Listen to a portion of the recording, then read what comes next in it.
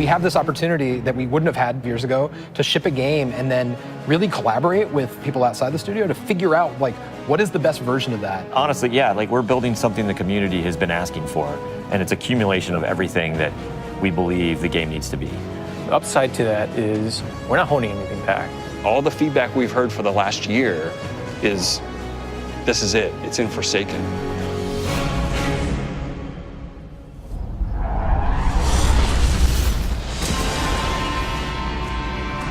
We want this release to have a different tone and a different vibe. We sort of just embrace that Western revenge vibe. You're going to a darker place. You're going to take on a different role as a Guardian. A barren landscape with like the asteroid vibe with like tumbleweeds. And I mean, that just sounded cool. Grit, man. I want to bring the dirt back. And what better way to start a story than to start it with a prison break? Right. Cade's been filling this prison with bad guys that are really bad. And so when it breaks, things can happen to all the world. First place you're going to go to is the Tangled Shore, which is a new part of the reef that you've never seen before. That's right, my friend. It's a collection of lashed together asteroids and rocks out in the asteroid It's belt. very otherworldly, and it's full of pirates and assassins and bad guys. It's become a lawless place. It truly is a frontier. It's completely taken over. The most malevolent force there is the Scorn. They're very aggressive. They're always going to charge and push you. The Barons are the top dogs in the Scorn, and each one has gone back and like committed nefarious crimes. I think of it as the reverse Magnificent Seven, like the worst of the worst criminals. You are hunting down these different Barons. In fact, they're called Baron hunts. So one Baron is a sniper, and you have a sniper versus sniper battle with him. Another Baron is this big, giant, hulking melee character.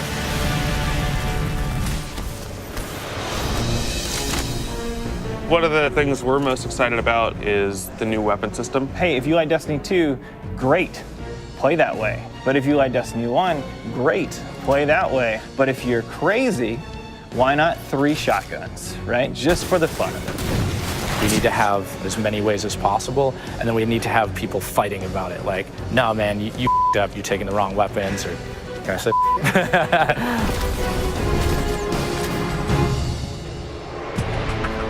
So randomables are coming back. Every single weapon is going to feel different when it drops.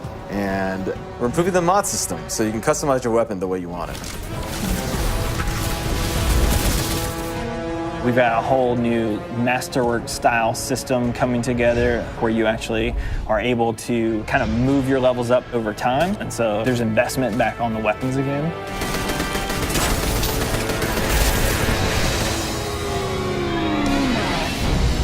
New supers, yeah, crazy new supers. What's your favorite? Fire knives are awesome, which is a different take on Golden Gun. We took a lot of inspiration from Rise of Iron, cast that thing.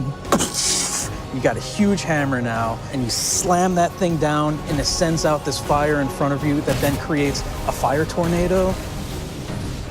We got to take it to the next level, you know? The idea that anyone who plays, however they play, they're going to have some new way to engage. Yeah. I'm in love with the new Void Warlock.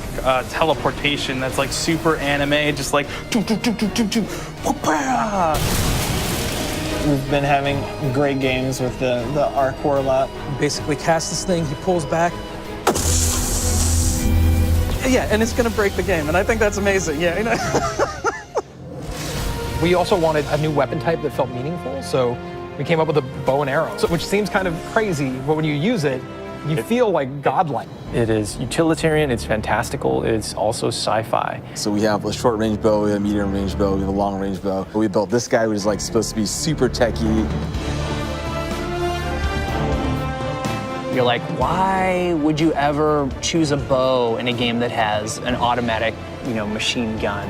But boy, it's deadly. I mean, that's a nice machine gun you got there, buddy, but right, and then it's done.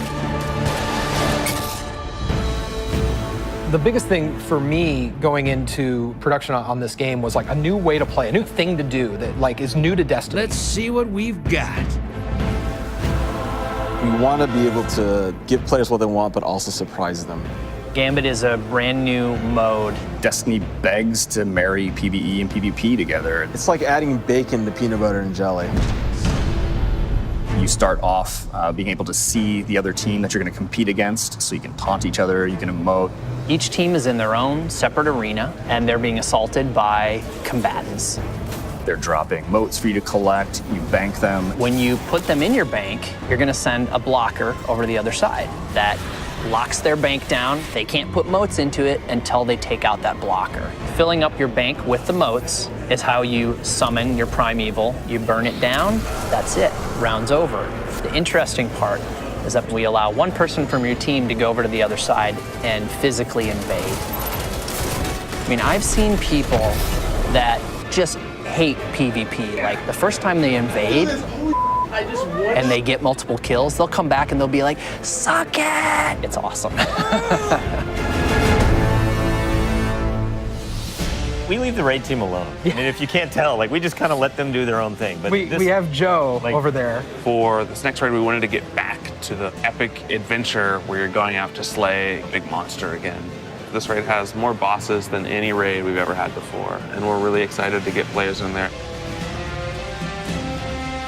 The raid is actually about more than just the raid. It's about the dreaming city, the place that the raid exists. And it's an in-game destination that we've never done before. It's the Awoken homeland. I could talk about the dreaming city for hours. It's like if the Vault of Glass and Dreadnought had a baby. If they were like twins. Or yeah, that's actually more accurate. Yeah, they're like twins. It's Yeah, like yeah, you yeah. had twins, and then you took those twins and you put them on the doorstep of Peter Jackson, raised them as his own, and then that's the dreaming city. It is magical and weird and mysterious. It's designed to be a destination that has puzzles that you need to solve. A lot of hidden corners, lots of passageways that might not seem to exist the first time. And the raiders, they affect this destination. They change it for everyone. It's like this cyclical endgame place where there's just secrets and different activities that unveil over time. So the Dreaming City that you see at launch is not going to be the same Dreaming City 2-3 weeks later.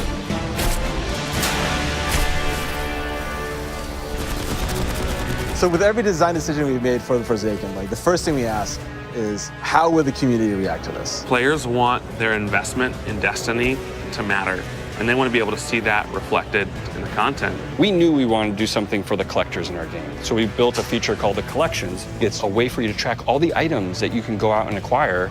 There's so much gear in our game. There are 2,000 items you can get. Go get them. You can look at sets and you can say, I haven't filled out this set. What do I have to do to go get it? If I want to find like how many guns in the world, I can actually go look now. We also had a triumphs thing, which is just acknowledging your achievement. It like ties into records, it ties into lore. It's a thing that can help you drive like, hey, I want to do that. And if I do those things, I can get a title. Like I can have a title floating over my name that says that I'm a god or whatever. Not me, but like you. We want Forsaken to feel like a game that never ends. So we're going to reinforce the hobby and make the experience something that can be played night over night. We're changing the weapon slots. We're changing how the pursuits work. We're adding new features like the collections and the triumphs. We built Gambit. We've got a whole bunch of new weapons to chase, exotics that are really powerful. We have Lisa focusing on some sweet new exotic armor. Maybe we gone overboard, like dialed it too high. Ore to go out there and collect in the world, exotic armor pieces to go out there and hunt. We're working on armor perks, random rolls, new mod system, new subclass paths. We're making Forsaken for people who love Destiny. Making a game that we can all love. That is the goal. That's what we're going to constantly be pushing towards, always. Everything we're building is through that lens.